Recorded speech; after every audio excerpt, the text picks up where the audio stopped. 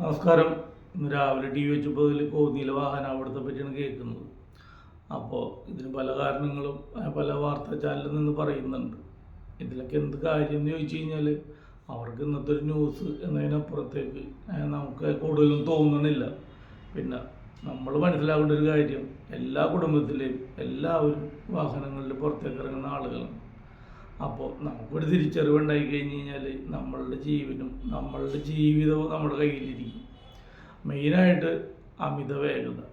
അമിത വേഗത എന്ന് വെച്ച് കഴിഞ്ഞ് കഴിഞ്ഞാൽ അതൊരു അമിതമായ ആത്മവിശ്വാസത്തിന് പുറത്ത് വരുന്നതാണ്. അത് ഭാഗ്യമുണ്ടെങ്കിൽ മാത്രമാണ് നമ്മൾ ലക്ഷ്യസ്ഥാനത്ത് എത്തുള്ളൂ. ഇന്നത്തെ കാലഘട്ടത്തിൽ പ്രത്യേകിച്ച് ഇത് ഓരോ ഡ്രൈവർമാരും അല്ലെങ്കിൽ ഓരോ വ്യക്തികളും തിരിച്ചറിയേണ്ടത് അത്യാവശ്യമാണ്. പിന്നെ നിങ്ങൾ കാർ ഓടിക്കുമ്പോൾ നിങ്ങൾ മാത്രമല്ലല്ലോ ഇരിക്കുന്നത്, എത്ര പേരാ വണ്ടിയിലുണ്ട്. അപ്പോൾ ഇതിനൊക്കെ നല്ലൊരു ഉത്തരവാദിത്തമുള്ളൊരു ആളാണ് നമ്മളെന്നൊരു ബോധ്യം നമുക്കുണ്ടാവണം. ഈ 4 പേരൊരു കുടുംബത്തിൽ നിന്ന് പോകുമ്പോൾ ഇത് വർഷങ്ങൾക്ക് മുമ്പ് അനുഭവിച്ച ഒരാളാണ്. ഇന്നും ഞങ്ങളുടെ ആ ഒരു ഫാമിലിയിൽ അതിൻ്റെ ഒരു ഗ്യാപ്പ് ഇന്നും അതുപോലെ തന്നെ ഒട്ടും അതിൻ്റെ ഇതിനൊരു കുറവും വന്നിട്ടില്ല. അങ്ങനെ തന്നെ നിൽക്കുകയാണ്. ഇതുപോലെയാണ് ഓരോ കുടുംബത്തിനും വേണ്ടപ്പെട്ടവർ നഷ്ടപ്പെടുമ്പോൾ ഉണ്ടാകുന്ന ആ ഒരു എന്താ പറയുക, അവർ നികത്താനാകാത്ത വിടവെന്ന് പറയും. അതെന്നും 10 ആൾ കൂടുമ്പോൾ അവരുടെ ഒരു അസാന്നിധ്യം നമുക്കൊരു വിഷമം തന്നെയാണ്. നമ്മുടെ ചിന്ത ഓട്ടോമാറ്റിക്കായിട്ട് അതിലേക്ക് പോകും. ഇതൊന്നും തറക്കില്ലാത്ത കാര്യമാണ്. ഇത്ര പേരാണ് ഈ വാഹനാപകടത്തിൽ മരിക്കുന്നത്. ഇത് ഒരു 90% ഒഴിവാക്കാൻ പറ്റുമെന്ന് എനിക്ക് ഉത്തമ വിശ്വാസമുണ്ട്. വേറെ ഒന്നുമായിട്ടല്ല, നമ്മളുടെ മനസ്സ് പറയും നീ ഓവർടേക്ക് ചെയ്ത് പോയിക്കും, നമുക്കൊരു ഉറപ്പുണ്ടാവും. അല്ലാണ്ട് നമ്മൾ അമിത ആത്മവിശ്വാസത്തിൽ കാണിക്കുന്ന എല്ലാവരും ഭാഗ്യം കൊണ്ട് രക്ഷപ്പെട്ടു പോകുന്ന ആൾക്കാരാണ്. പിന്നെ വേറെയും ഞാൻ പറഞ്ഞുതരാം. നിങ്ങളൊന്ന് ആലോചിച്ച് നോക്കിയാൽ എത്ര അപകടങ്ങളിൽ നിന്ന് നമ്മൾ ഒഴിഞ്ഞു പോകുന്നു. അതെന്തുകൊണ്ടാണെന്ന് നിങ്ങൾ ചിന്തിച്ചിട്ടുണ്ട്? നമ്മളെന്തെങ്കിലും കൊടുത്തൊക്കെയാണ്, അല്ലെങ്കിൽ നമ്മുടെ ഓപ്പോസിറ്റ് ഒരു വണ്ടിക്കാരൻ വന്ന കാണുമ്പോൾ നമുക്കറിയാം, എടാ ഇവൻ പെശകാണ്, അവൻ ഭയങ്കര സംഭവമായിട്ടാണ് വരുന്നത്. അപ്പം നമ്മളെന്ത് ചെയ്യും? നമ്മുടെ വണ്ടി ഒതുക്കി കൊടുക്കും, അല്ലെങ്കിൽ നമ്മൾ മാറിക്കൊടുക്കും. ഇതിവന് ശീലമായി. അവൻ്റെ വിചാരം അവനെന്തോ സംഭവമാണെന്നാണ്. ഇവനെപ്പോലെ തന്നെ തലതിരിഞ്ഞ ഒരുത്തൻ ഇവൻ്റെ ഓപ്പോസിറ്റ് വരുമ്പോഴാണ് ഇവന് മനസ്സിലാകുന്നത് എന്ത്, ഇവനെപ്പോലെ വേറെയും ആളുകളുണ്ടെന്ന്. അവരാണ് മിക്ക അപകടങ്ങളും വരുത്തി വെക്കുന്നത്. കാരണം ഉദാഹരണത്തിന് ഒരു വണ്ടി കയറി വരുന്നു, ഇവിടുത്തെ അവൻ ഒതുക്കില്ല, അവൻ വെട്ടിച്ച് സൈഡ് ഒതുക്കും. അപ്പുറം കിടക്കുന്ന 2 വീലറുകാരനോ ഇപ്പം എല്ലാ 2 വീലറുകാരും ലെഫ്റ്റ് സൈഡ് കയറിയാണ് പോകുന്നത്.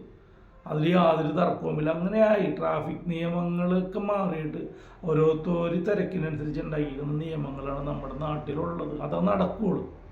പിന്നെ ഒരു 25 കിലോമീറ്റർ കുണ്ടും കുഴിയും താണ്ടി പോയി കഴിഞ്ഞ് കഴിയുമ്പോൾ ഒരു 10 കിലോമീറ്റർ നല്ല റോഡ് കിട്ടുമ്പോൾ ഇവന് ഈ 25 കിലോമീറ്ററിലുള്ള ടൈം കിട്ടാൻ വേണ്ടിയിട്ട് മറ്റേതൊന്ന് വെച്ച് പിടിപ്പിക്കും ബ്ലോക്കിൽ. അപ്പം ഇതിനൊക്കെ നമ്മൾക്ക് ഒരു പരിമിതിയൊക്കെ ഉണ്ട് എന്നുള്ള സത്യം, അത് പരമാർത്ഥമാണ് നമ്മളുടെ ടൈം.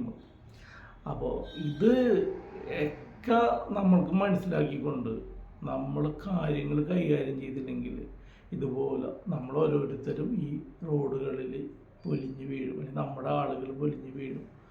നമ്മൾ എന്തോരം നമ്മുടെ ചുറ്റുവട്ടത്തൊക്കെ ഞങ്ങളുടെയൊക്കെ ഫാമിലിയിൽ സംഭവിച്ചു, നമ്മുടെ ചുറ്റുവട്ടത്തൊക്കെ ഇത് സംഭവിച്ചുകൊണ്ടിരിക്കുന്നത്. ഇതിനൊരു പ്രതിവിധി വേണ്ടേ? പിന്നെ ഈ ബൈക്കിൽ കയറിയിരുന്ന് ചീറിപ്പാഞ്ഞു പോണ ഫ്രീക്കന്മാർ, നിങ്ങളെങ്ങാടാണ് പോണത്? നിങ്ങളാരാണ് അറിയണത്? ഒരു മിന്നായം പോലെ പോണ നിങ്ങളെ ഒരാളും തിരിച്ചറിയുന്നില്ല. നിങ്ങളെന്ത് ഹീറോ ആണ്? നിങ്ങൾ മരിച്ചു കഴിഞ്ഞ് കഴിയുമ്പോൾ നിങ്ങളറിയുന്ന കുറച്ച് ആളുകൾ മാത്രമേ, അപ്പോഴും നിങ്ങളറിയുന്ന ആളുകൾ മാത്രമേ നിങ്ങളറിയുന്നുള്ളൂ. ഇതൊക്കെ നമ്മൾ തിരിച്ചറിയണം. ഉറക്കം വരുമ്പോൾ ഒന്ന് സുരക്ഷിതമായ രീതിയിലേക്ക് ആ വണ്ടി ഒന്ന് ഒതുക്കിയിട്ടിട്ട് ഒരു അരമണിക്കൂർ നിങ്ങൾ കിടന്ന് ഉറങ്ങിക്കഴിഞ്ഞ് കഴിഞ്ഞാൽ നിങ്ങൾക്ക് പിറ്റേ ദിവസം ഒരു വീട്ടിൽ കിടന്ന് ഉറങ്ങിക്കൂടെ?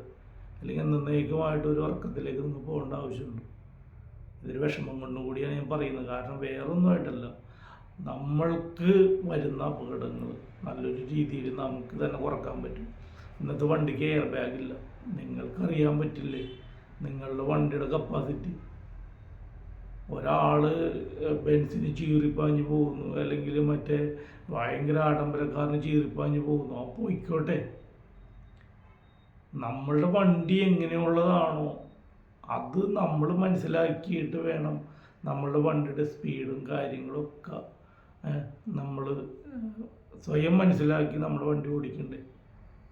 എല്ലാവരെ പോലെയും നമ്മളാകണം എന്ന് വിചാരിച്ചു കഴിഞ്ഞ് കഴിഞ്ഞാൽ ഒരുത്തനോ നമുക്ക് ഇഷ്ടപ്പെടാത്ത രീതിയിൽ ഓവർടേക്ക് ചെയ്ത് പോയി ഉടനെ അവനെ ചേസ് ചെയ്ത് അവൻ്റെ മുമ്പിൽ കയറി പോകുന്ന ഈ ബാലിശമായ ഇടപാടുകളൊക്കെ നമ്മൾ മനസ്സിലുണ്ടെങ്കിൽ അതൊക്കെ ഉപേക്ഷിക്കാനായിട്ട് നമ്മൾ തയ്യാറാവണം. കാരണം നഷ്ടപ്പെട്ട് കഴിഞ്ഞാൽ ഇന്ന് നമ്മുടേതായ നമ്മളെ സ്നേഹിക്കുന്ന ആളുകൾക്കാണ് അതിൻ്റെ ഒരു വലിയ നഷ്ടം.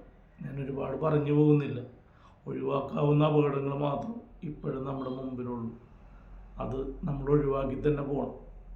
എല്ലാവരും അവരവരുടെ പരിമിതികളും പരിധികളും വാഹനത്തിൻ്റെ ഒരു കപ്പാസിറ്റിയും എല്ലാം തിരിച്ചറിഞ്ഞ് അതിൻ്റേതായ രീതിയിൽ നമ്മൾ മുമ്പോട്ട് പോകണം.